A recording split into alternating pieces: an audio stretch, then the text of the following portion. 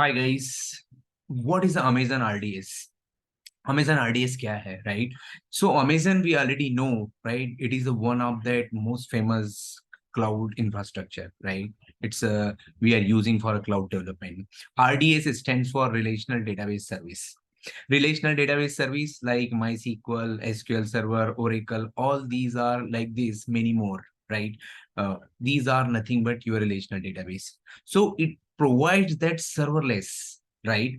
Serverless facility means you don't need to install any server softwares, neither in your infrastructure or maybe in your local machine or maybe in your own Unix boxes or Unix servers, right? Just within a few seconds and and just few clicks you can create the server on Amazon cloud. That is basically used for that RDS, and you can select that particular type of database. Is this a type of Postgres, MySQL, SQL Server, or Oracle?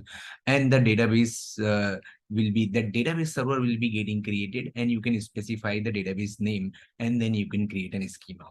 So for some most valuable content for AWS and others, you can follow us and subscribe our channel.